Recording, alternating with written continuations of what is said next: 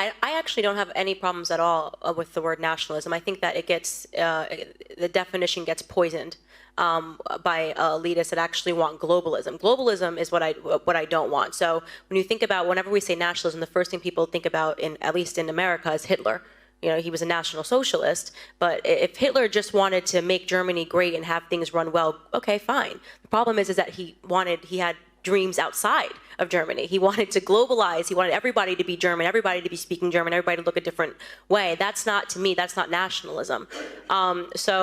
In thinking about how it could go bad down the line, I don't really have an issue with nationalism. I really don't. I think that it's okay. It's important to retain your country's identity and to make sure that what's happening here, which I think is incredibly worrisome in terms of the decrease in the birth rate that we're seeing in the UK, is what you kind of want to avoid. So I don't have I have no problems with nationalism. It's globalism that I try to avoid. So Candace, on that specific point, would you say that Rabbi Shmuley has categorized it correctly or not?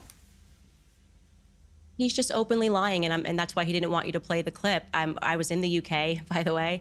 I was at the Royal Mobile Club. There were Jewish journalists in the room, and nothing was written about it until months later when somebody was working on a hit piece about me. I was answering a question when they were saying, how can we just embrace the word nationalism when it sort of has this dirty feel? And I was just essentially saying that I actually don't have an issue with nationalism. I think it's totally fine to be a British nationalist, to be an American nationalist. And the problem is that it's wrongly attributed. That word, I think people instantly associate it with Adolf Hitler. And I would argue that he wasn't actually a nationalist because obviously he invaded Poland and he went beyond German borders. I didn't even mention Jewish people. I didn't mention the Holocaust. And suddenly you have people like Rabbi Shmuley who are pretending that I got up there and I defended Adolf Hitler.